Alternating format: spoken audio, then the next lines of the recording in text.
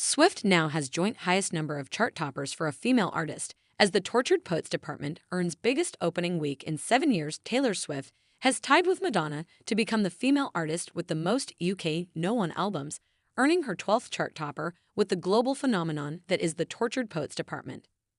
Swift also dominates this week's singles chart, with 3 songs in the top 5, including a No One for Fortnite, featuring Post Malone. It's her 4th No One single and her 3rd chart double. With 207,000 chart sales, a figure combined from streams and purchases, the Tortured Poets department outsold the rest of the top 10 combined and has the UK's biggest opening week of sales in 7 years, since Ed Sheeran's Slash in 2017.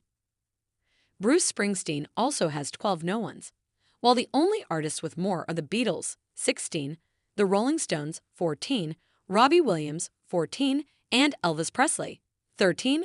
No artist has got to 12 No Ones as swiftly as Swift, though she did it in 11 years and 6 months, considerably quicker than the Beatles, who needed to wait until 1977's The Beatles at Hollywood Bowl to get their 12th. 8 of those No Ones have been since 2020, partly thanks to her project to re-record her albums from an ill-fated deal with former label Big Machine.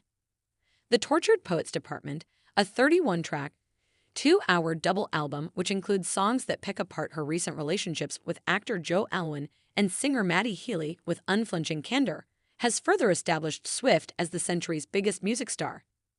It became the most streamed album in a single day on Spotify, then the fastest album to reach 1 billion streams on the platform.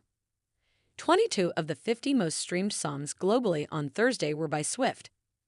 After 3 days on sale, Swift had sold 700,000 vinyl copies of the Tortured Poets department in the US, breaking the weekly record, since records began in 1991.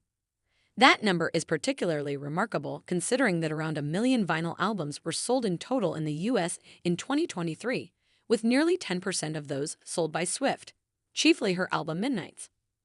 The rest of the UK chart is put rather in the shade, but last week's singles chart topper Hosier manages to outsell a couple of Swift's songs and sit at No. 2. Swift's recent tour support artist Sabrina Carpenter rises to No. 5 with her peppy Espresso, now the second most streamed track globally on Spotify. In the album chart, Pearl Jam reached No. 2 with Dark Matter to earn their 10th UK Top 10 album and joint highest placing. UB40 reached No. 5 with their album UB45, their highest placing since 1994. Thanks to a special record store day release, Fleetwood Mac's Rumours, spending its 1,042nd week in the UK charts, jumps up to No. 9. With TTPD out in the world, Swift now looks to the next leg of her Eras tour. After concluding the Asia and Australia leg with 6 nights at Singapore's National Stadium in March, she will begin the European leg on 9 May with 4 nights in Paris.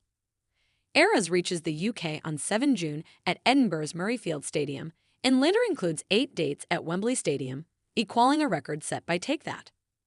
According to data by US live music analysts Polestar, Eras had already made over $1 billion in revenue by the end of 2023 and estimates that by the end of the tour in December it will gross over $2 billion, comprehensively beating the previous record of $939 million set by Elton John's farewell tour.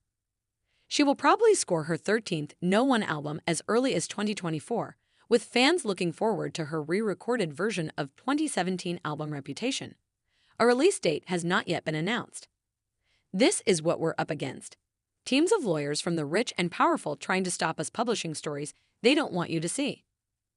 Lobby groups with opaque funding who are determined to undermine facts about the climate emergency and other established science.